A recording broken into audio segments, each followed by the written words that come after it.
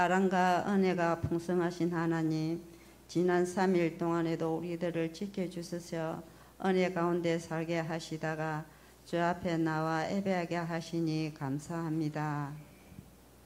주 안에서 말씀대로 다 하지 못하고 세상에 살면서 욕심과 교만으로 살았음을 용서하여 주시옵소서.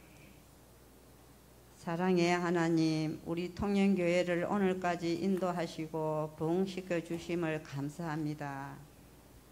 계시를 맺는 10월달을 맞이하여 부족한 저희들에게 믿음에 연약한 심령에게는 강한 믿음을 허락하시고 말씀이 갈급한 심령에게는 말씀의 충만함을 주시옵소서.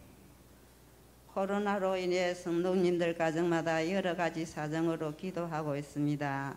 충만한 은혜 내려 주시옵소서.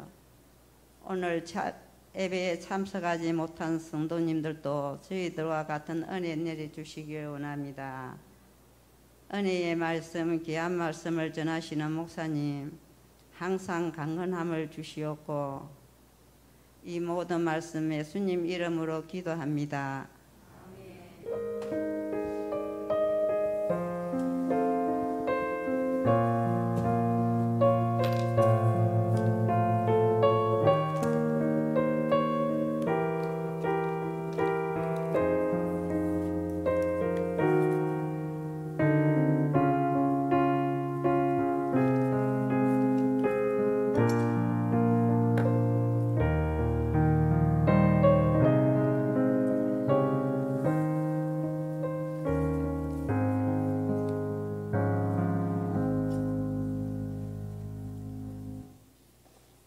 하나님 말씀 민수기 16장 오늘은 12절부터 19절까지 보겠습니다. 민수기 16장 12절에서 19절 말씀 구약성경 222쪽입니다.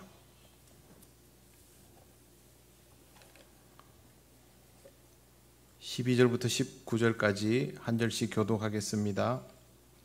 모세가 엘리압의 아들 다단과 아비람을 부르러 사람을 보냈더니 그들이 이르되 우리는 올라가지 않겠노라.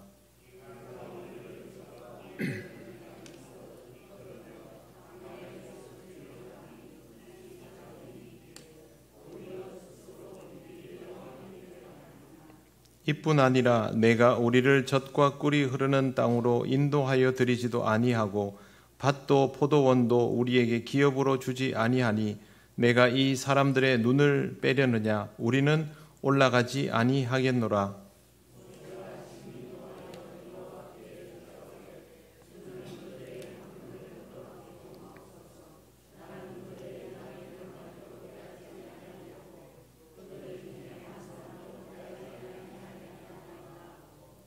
이에 모세가 고라에게 이르되 너와 너의 온 무리는 아론과 함께 내일 여호와 앞으로 나오되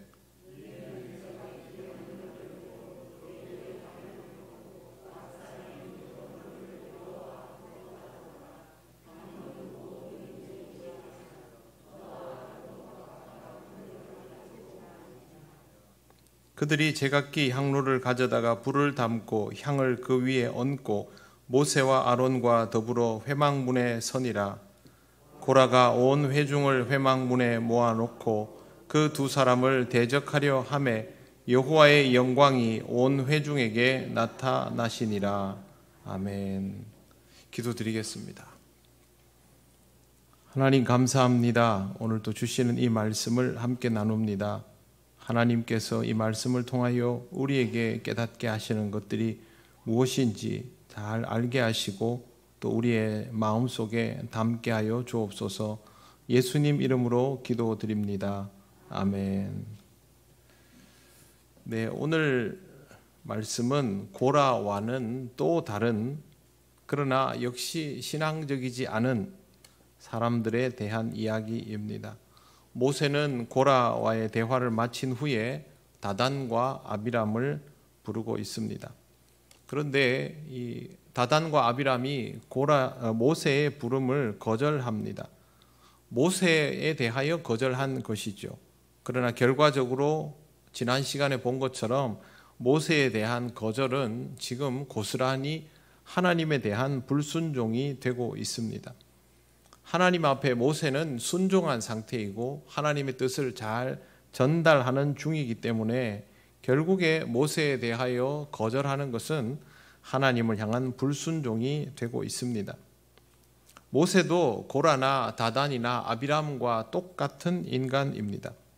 그러나 지금 하나님께서 모세를 통하여 말씀하시기 때문에 모세의 말을 인간적으로 들을 수가 없습니다. 나도 모르는 사이에 모세의 말을 거역하다가 불순종하는 사람이 될 수 있음은 모세가 하나님께서 주시는 말씀을 대언하고 있기 때문입니다. 다른 이유는 하나도 없습니다. 그런데 오늘 다단과 아비람이 모세의 말을 거역하는 데는 자기들 나름의 이유가 있습니다. 13절을 한번 보십시오. 내가 우리를 젖과 꿀이 흐르는 땅에서 이끌어내어 광야에서 죽이려 함이 어찌 작은 일이기에 오히려 스스로 우리 위에 왕이 되려 하느냐라고 말합니다.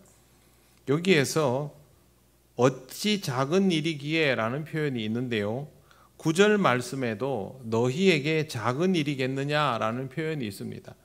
무슨 뜻이냐 하면 모세가 예전에 그 고라에게 성막 봉사하는 것이 또 회중을 대신하여 섬기는 일이 작은 일이겠느냐라고 말했는데 그거를 빗대어서 이런 표현을 사용하고 있는 것입니다.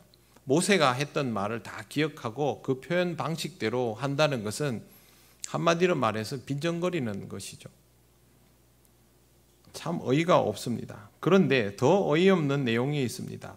내가 우리를 젖과 꿀이 흐르는 땅에서 이끌어내어 이렇게 말하고 있습니다.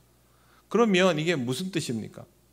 이집트를 젖과 꿀이 흐르는 땅이라고 다단과 아비람은 말하고 있는 것이죠. 왜 이 사람들은 이집트를 젖과 꿀이 흐르는 땅이라고 말하는 걸까요? 신앙적이지 않아서 그렇습니다. 세상적으로 보면 그 당시에 가장 비옥한 지역은 이집트가 맞습니다. 이스라엘이 지금 가려고 하는 곳과 이집트 중에 어디가 좋으냐, 그 시대 사람들에게 어디에서 사는 것이 더 낫겠느냐, 그러면 이집트죠. 우리나라 사람들 모아놓고 어디서 살고 싶으냐 하면 어디 제일 많이 살려 할까요? 서울이죠. 사실 서울이 절대 쉬운 곳이 아닙니다. 그런데 서울에 살고 싶어 하는 이유는 거긴 다 있다는 거거든요. 당시 이집트가 그랬습니다. 거기는 다 있습니다. 시장도 크고 인구도 많고 먹을 것도 많고 그게 내 거인가 아닌가는 별로 안 중요합니다. 제가 예전에 한번 말씀드렸지 않습니까? 제가 과외하던 아이한테 너무 이 가정의 형편이 좀 어렵고 보기가 안쓰러워서 야, 너 서울이 좋으냐? 서울이 좋다는 거예요. 제가 지방에서 올라온 걸 알거든요. 뭐가 그래 좋으냐? 서울에는 모든 게 다 있다는 거예요. 롯데월드도 있고. 그래서 너 롯데월드 몇 번 가봤냐니까. 태어나서 딱 2번 가봤다는 거예요. 저는 그때 벌써 롯데월드를 10번도 넘게 다녔거든요. 서울에 있으면서도 하나도 못 누리는데 그래도 서울이 좋다는 겁니다. 다단과 아비람이 이집트에서 뭘 하고 살았습니까? 종살이 했지 않습니까? 하나도 못 누렸지 않습니까? 울부짖고 비명을 지르는 것을 하나님께서 들으시고 모세라는 지도자를 통해서 이 사람들을 지금 꺼내준 상태이죠. 그런데 어리석게도 그곳을 젖과 꿀이 흐르는 땅이라고 말하는 겁니다. 신앙적인 부분은 완전히 다 빼버리고 지극히 세상적인 눈으로 지금까지 판단해 왔다라는 것을 여기에서 알 수 있습니다. 이집트에서 나와서 광야에서 살아가는 것은 육체적으로는 더 고달팠다고 할 수 있습니다. 매일매일 이동하는 여정이기 때문에 또 먹을 것도 부족하기 때문에 더구나 어디로 가는지도 정확히 모르는 상태이기 때문에 세상적으로 보면 불편할 수 있죠. 하지만 이스라엘 백성이 광야에 있는 가장 중요한 이유는 무엇입니까? 하나님과 함께하는 여정이죠. 그것 때문에 나와 있기 때문에 이걸 거기에다 무게를 실었어야 되죠. 신앙적인 의미에서 보면 이스라엘은 지금 우상으로부터 해방되어서 해방의 여정을 하고 있는 것이죠.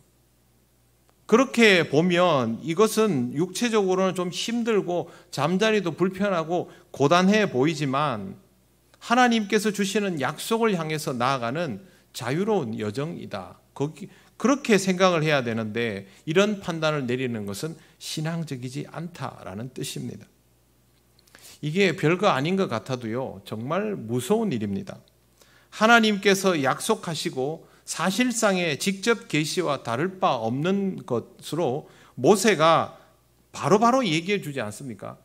모세가 하나님과 대면하고 나면 다이렉트로 이 얘기를 해주면 이보다 확실한 일이 어디 있습니까?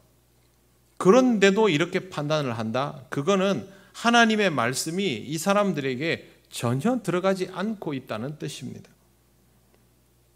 먹고 살기 힘들면 신앙생활을 유지하는 것이 어렵다라고 생각하는 사람들이 의외로 많습니다. 먹고 살기 힘들 때는 신앙적으로 집중할 수 있는 여유가 없다라는 뜻이죠. 언뜻 들어보면 맞는 말 같지만 하지만 여기에는 아주 무서운 착각이 도사리고 있습니다. 이런 판단은 신앙이 기반이 되지 않아서 내리는 판단이지 이 판단이 맞는 것이 아닙니다. 신앙이 기반이면요, 먹고 살기 힘들수록 하나님을 찾게 되어 있습니다. 여러분 힘들고 어려우면 뭐부터 하십니까? 기도부터 하시죠. 아닙니까? 맞지요? 네. 그리스도인은요, 힘들고 어려우면 일단 기도부터 합니다. 그 본능과도 같습니다. 그런데 힘들고 어려우면 기도를 못한다? 하나님을 찾는 일을 잘 못한다? 그건 아직도 내가 신앙적인 기초가 든든히 세워져 있지 않다는 뜻입니다. 지금 다단과 아비람은요, 하나님의 회중에 속하여 있으면서도 신앙을 버릴 수 있는 카드 정도로 생각하고 있습니다. 여기에 목숨 걸 마음이 없다는 것이죠. 결과적으로 이스라엘 백성이 광야에서 이집트로 돌아가자, 거기에는 먹을 것도 있고 우리가 나와서 왜 고생을 하느냐, 이런 이야기들이 계속 있었지 않습니까? 이게 어디서 나왔겠습니까? 이 사람들에서부터 비롯된 것이죠. 신앙 공동체 안에서 하나님의 약속을 향해서 나아가자, 우리가 여기서 잠자리도 불편하고 먹을 것도 하나님이 주시는 것이 딱 제한되어 있지만 그래도 하나님께서 우리에게 약속하여 주시지 않았느냐, 그러면 하나님을 믿고 나아가자라고 해야 되는데 그게 아니라 계속 투덜투덜 거리는 소리가 계속 나왔죠. 그러다가 그 진원지가 이렇게 노골적으로 본색을 드러낸 겁니다. 신앙적이지 않으면 신앙적인 여정은 힘들 수밖에 없습니다. 신앙을 먼저 생각하는 사람은 하나님을 찾지만 신앙이 없는 사람은 하나님 없이 모든 것을 판단하게 됩니다. 그러면 당연히 이집트가 좋지요. 이 말은 교회 다니는 삶보다 교회 다니지 않을 때가 더 좋았다라고 판단하는 것과 똑같습니다. 신앙생활 하다가 그런 생각을 하는 경우들이 없지 않습니다. 내가 예전에 교회 안 다닐 때는 시간도 많았고 여유도 있었고, 근데 여러분 우리 마음속에 그런 생각이 조금이라도 있다 싶으면 얼른 정신을 차리고 자기 신앙을 검사해 봐야 됩니다. 절대 가볍게 보시면 안 됩니다. 세상에 대한 매력을 자꾸 향수처럼 느끼는 것이 다가오면 그걸 자연스럽게 보시면 안 됩니다. 그건 그만큼 지금 내 자신이 신앙에 몰두하지 못하고 있고 신앙생활을 통하여 누릴 수 있는 하나님 임재의 경험이 안 되고 있다는 거죠. 나쁜 짓이다 그게 아니고요, 안 되고 있다는 겁니다. 그렇기 때문에 그런 상황이 되면 얼른 그것이 악화되지 않도록 하나님 앞에 나와 엎드려야 됩니다. 하나님께 붙들고 매달려야 됩니다. 신앙생활이 자리 잡아지면 절대 그쪽으로 나가지를 않습니다. 신앙이 중간에 그래도 이게 좀 힘들긴 하네 이런 건 있겠죠. 신앙의 여정은 쉽지 않습니다. 불편합니다. 하지만 그렇다고 해서 우리가 하나님을 알지 못하던 그때가 더 좋은 법은 없습니다. 절대 그 선은 넘지 않도록 하시기를 바랍니다. 여러분 스스로 신앙을 잘 점검해야 합니다. 다단과 아비람이 얼마나 비신앙적인가는 이 말에서 명백하게 드러납니다. 13절을 한번 보십시오. 마지막에 이렇게 됐죠.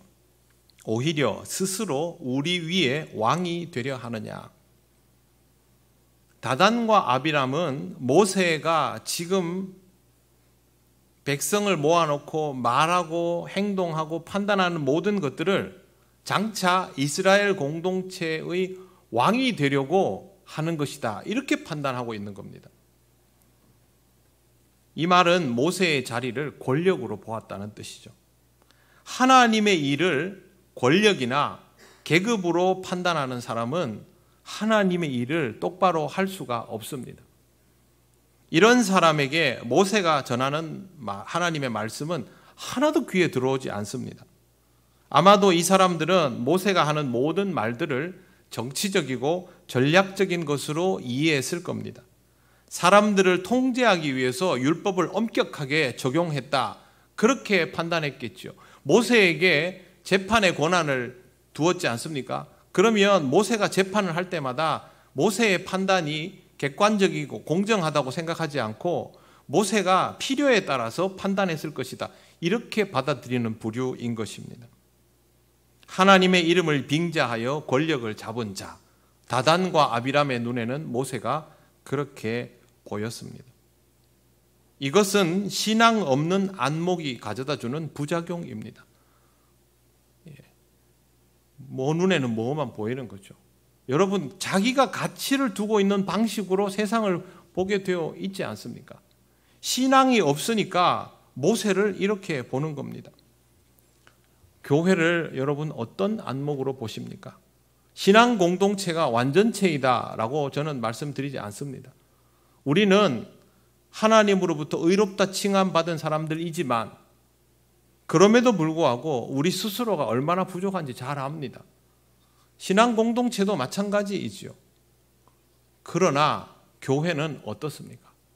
교회는 거룩한 공동체이죠. 거룩한 자들의 모임이죠.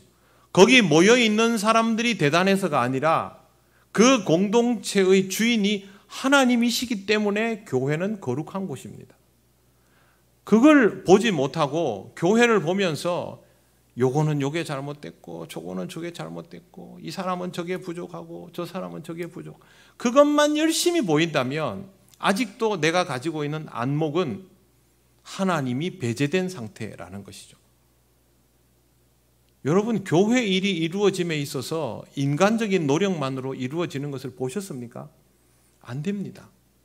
항상 인간적인 노력에는 허점이 드러나죠. 그런데 하나님께서 거기에 마침표를 찍어주시지 않습니까? 그래서 신앙 공동체는 거룩할 수 있는 것입니다. 교회의 직분을 바라볼 때 자꾸 인간적으로 이게 보이기 시작한다. 그러면 내 신앙을 점검해 보아야 합니다.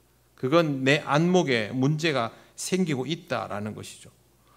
교회 안에서도 직분을 세상의 벼슬이나 계급처럼 그렇게 보는 사람들이 있지 않습니까? 있겠지요.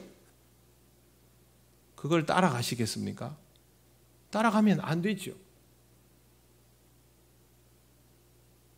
다 그렇게 가도 그 길 가면 안 되죠. 왜? 교회의 직분은 세상의 벼슬이나 신분이나 계급이 아니기 때문입니다.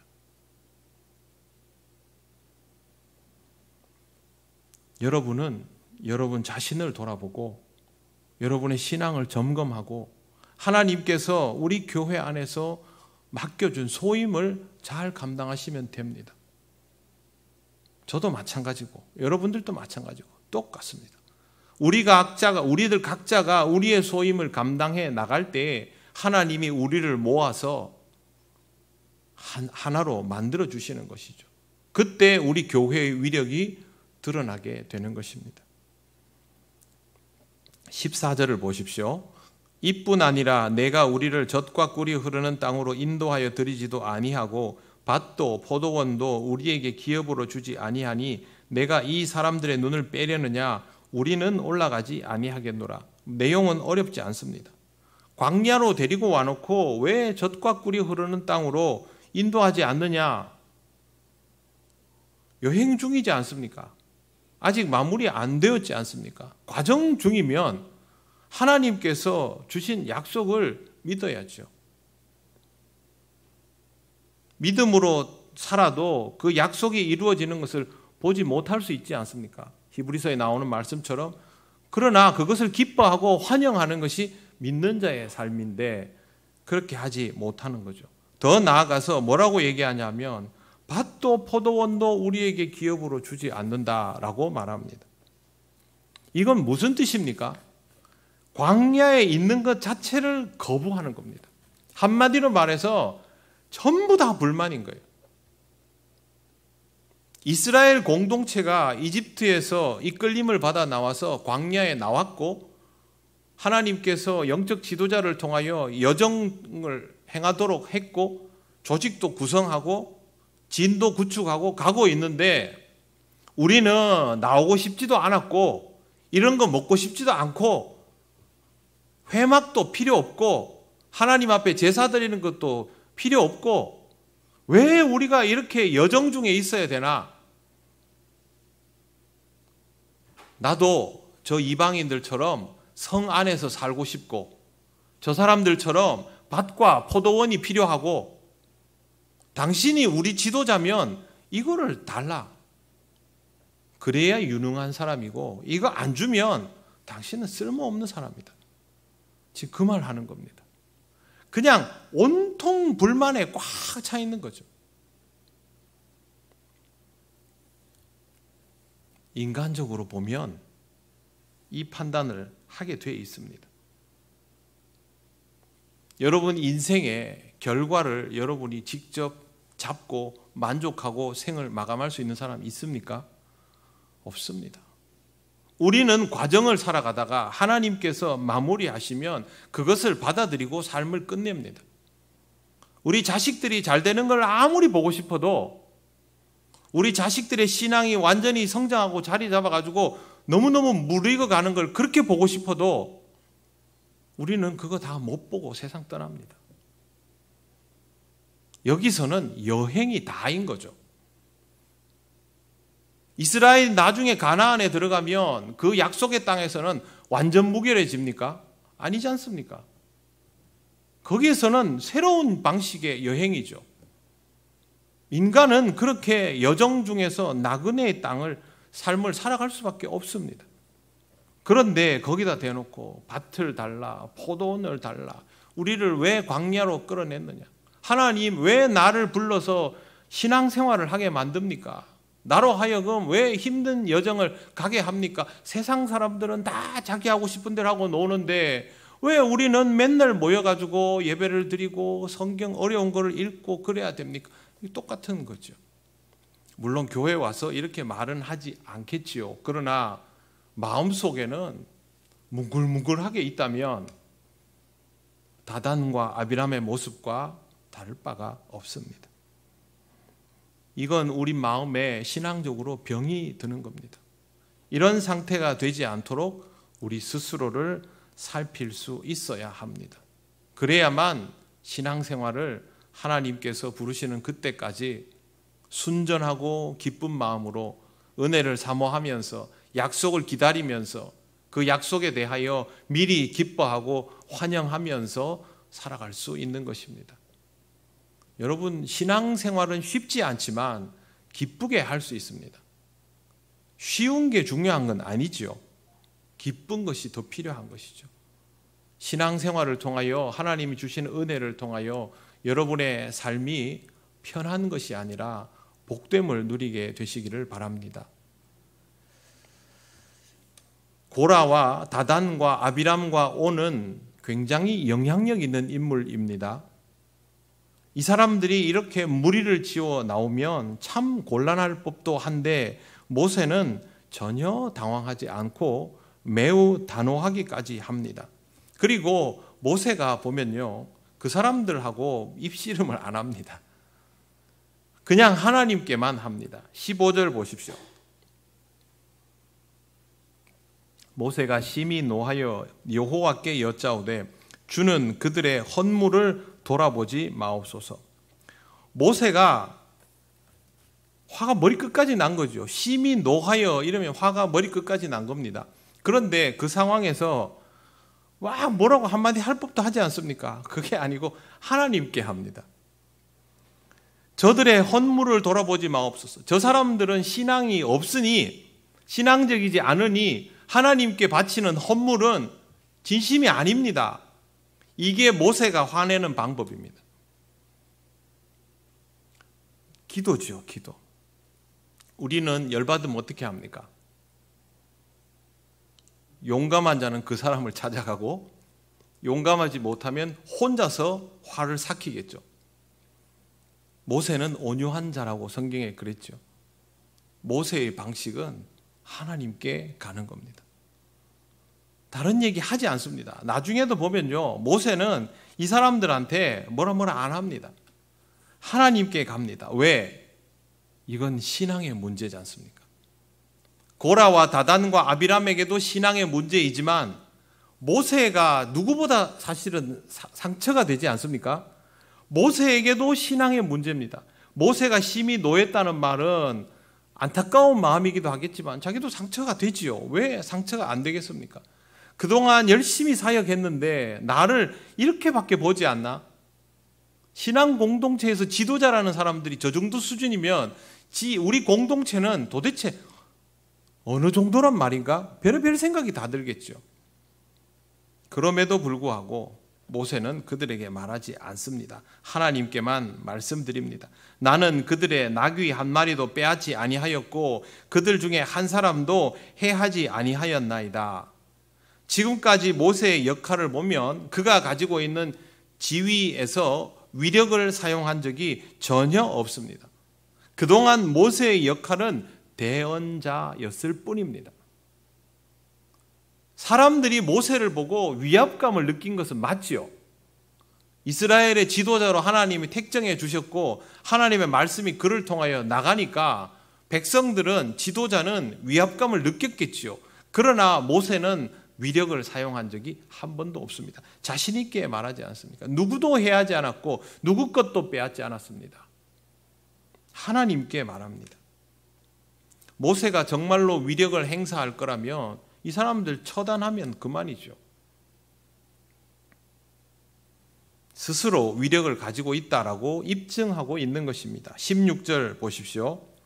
이에 모세가 고라에게 이르되 너와 너의 온 무리는 아론과 함께 내일 여호와 앞으로 나아오되 17절 너희는 제각기 향로를 들고 그 위에 향을 얹고 각 사람이 그 향로를 여호와 앞으로 가져오라. 다른 거는 필요 없고 하나님께서 하시는 대로 하자. 향로를 들고 나오자. 나중에 보십시오. 모두 250개라. 너와 아론도 각각 향로를 가지고 올지니 그렇게 되어 있습니다. 자, 그냥 하나님 앞에서 하나님의 판단에 맡기는 겁니다. 이게 모세가 택한 방법입니다. 근데 19절 한번 보십시오. 고라가 온 회중을 회막문에 모아놓고 두 사람을 대적하려 하매. 제가 이 부분을 다시 봤는데요. 주어가 고라가 맞습니다. 모세와 아론이 회중을 모아놓은 것이 아니고 고라가 회중을 의도적으로 모아서 분위기를 만들어 놓은 겁니다. 주석은 다 하나같이 여기에 나오는 온 회중이 그냥 이스라엘 공동체를 뜻하는 것이 아니라 고라 일당을 지지하는 회중으로 번역하고 있습니다. 그러니까 바로 엎어서 끝내려고 마음먹은 것이죠. 두 사람을 대적하려 하매라는 말은 바로 상황이 이어지는 겁니다. 여기서 그냥 바로 끝내버리려고 하는 겁니다. 그때 여호와의 영광이 온 회중에게 나타나시니라. 이렇게 된 겁니다. 본문에 나오는 영광이라는 말은 케보드입니다. 이 케보드는 무겁다, 귀하다, 엄중하다 이런 뜻이 있습니다. 어떤 형태인지는 모릅니다. 상상을 할 뿐이죠.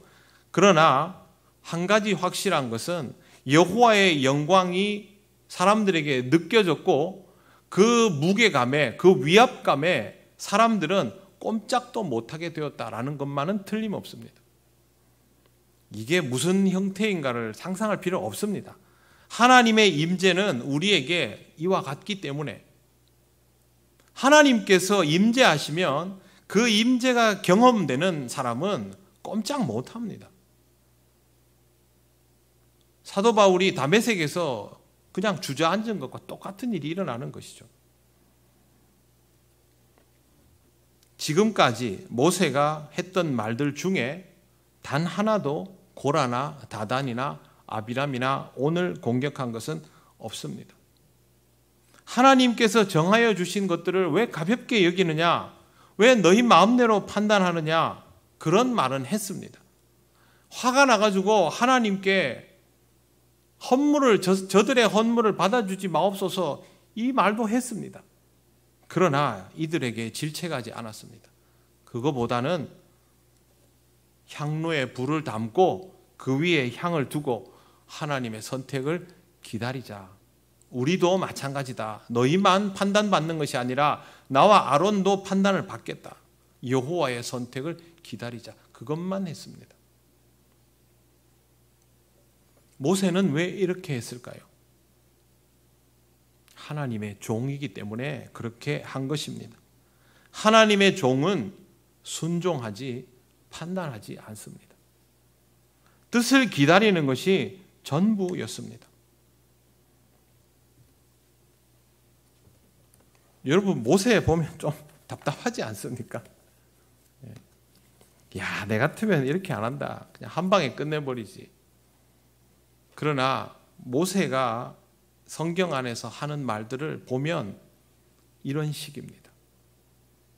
누구보다 하나님을 두려워하고 누구보다 하나님께 잘 순종하고 하나님의 뜻을 기다리는 일을 모세는 잘 했던 겁니다. 하나님의 일이기 때문에 하나님이 일하시는 것을 믿기 때문에 종은 하나님의 뜻을 받아들일 수 있는 겁니다. 우리가 어떻게 하나님께 순종할 수 있을까? 믿기 때문에 순종할 수 있는 것이고요. 믿지 못하면 순종이 안 됩니다. 성도 여러분, 하나님 앞에서는 이런 태도를 가져야 합니다. 누구는 순종을 안 하던데 신경 쓰지 마십시오. 하나님은 그 사람에게 알아서 역사하십니다. 그 판단은 하나님이 하시는 것이죠. 우리가 할 일은 내가 하나님께 순종하는 자, 하나님을 믿기에 순종하고 따를 수 있는 자가 되는 것입니다. 여호와의 영광이 임하실 때 원래 엎드려 있는 자는 아무 문제가 없습니다. 어차피 나는 하나님께 엎드려 있는 인생이면 영광이 임하든 말든 그게 내게 달라질 게 뭐가 있습니까? 내 자세는 항상 그대로인데. 그러나 목이 곧은 백성은 여호와의 영광이 임하면 두려움을 느낄 수밖에 없습니다. 하나님 앞에 그렇게 겸손히 엎드린 마음으로 살아가시기를 바랍니다. 이거는 내가 인생을 실패하는 것도 아니고요. 불행해지고 답답해지는 것도 아니고요. 나를 나보다 더 잘 아시는 하나님께, 나를 위하여 약속을 내어주신 하나님께 내 삶을 믿고 맡기는 것입니다. 그러므로 믿음을 가지고 하나님 앞에서 겸손히 엎드리는 자로 살아가시기를 바랍니다. 하나님께 기도드리겠습니다. 하나님 아버지, 불신앙으로 인하여 교만한 삶을 살아가지 않도록 우리를 늘 깨워 주옵소서. 여호와의 영광이 나에게 나타나는 것이 부담이 아니라 내 삶의 문제가 해결되는 은혜임을 깨닫게 하옵소서. 하나님 앞에 종된 자로 살아가게 하옵소서. 다 같이 기도드리겠습니다. 아버지 하나님, 은혜를 감사합니다. 어리석고 부족한 우리들이 시시때때로 주의 말씀을 따르지 못하고 참으로 어리석게 판단하고 행동하며 우리 안에 있는 불신앙의 모습들을 너무도 쉽게 꺼내어 놓을 때가 많습니다. 아버지 하나님, 얼마나 부끄러운 모습인지 모르겠습니다. 우리를 다시 한번 용납하여 주시고 주의 말씀을 주심을 감사합니다. 하나님의 임재 앞에서 두려워 떠는 심령이 아니라 우리 삶의 문제가 해결된 기쁨을 누리는 일이 됨을 깨닫는 그런 종이 되게 하여 주시옵소서.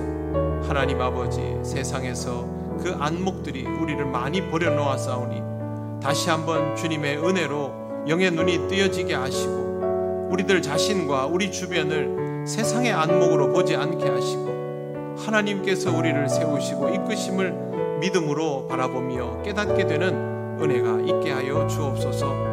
하나님, 우리 통영교회가 하나님의 은혜로 주의 종들이 가득한 교회가 되기를 원합니다. 하나님 앞에 함께 엎드리며 함께 순종하고 주의 뜻을 기다리며 따르는 교회가 되게 하여 주옵소서. 하나님, 우리에게 은혜 주시고 그 은혜를 따라 주의 일을 감당하게 하옵소서.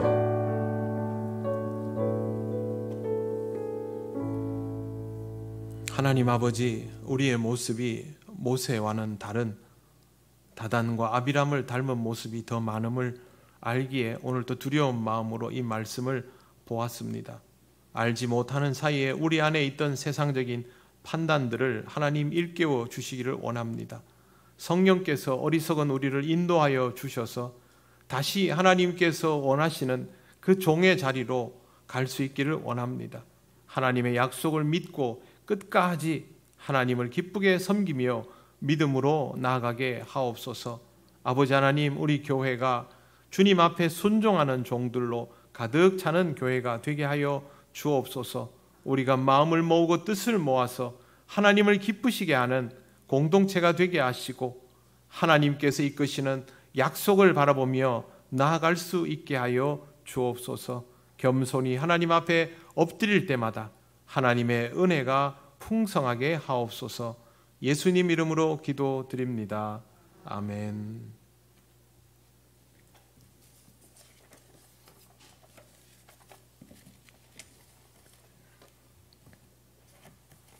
교회 소식 전하겠습니다. 다가오는 주일 2부 예배 후에 교육부 회의가 있습니다. 항존직 선출 인원을 보충하기 위한 항존직 선거를 위한 공동의회가 이번 주에 한 번 더 있습니다. 네, 항존직 추가 선거 공고 10월 2일에 공고되었고 시행은 10월 9일 2부 예배 후 본당에서 있습니다. 선출 인원은 안수집사 1인, 권사 2인입니다. 다른 광고는 주보를 참조해 주시기를 바랍니다. 이제 우리가 다 같이 주께서 가르치신 기도를 올려드립니다. 하늘에 계신 우리 아버지, 아버지의 이름을 거룩하게 하시며 아버지의 나라가 오게 하시며 아버지의 뜻이 하늘에서와 같이 땅에서도 이루어지게 하소서. 오늘 우리에게 일용할 양식을 주시고 우리가 우리에게 잘못한 사람을 용서하여 준 것 같이 우리 죄를 용서하여 주시고 우리를 시험에 빠지지 않게 하시고 악에서 구하소서. 나라와 권능과 영광이 영원히 아버지의 것입니다. 아멘.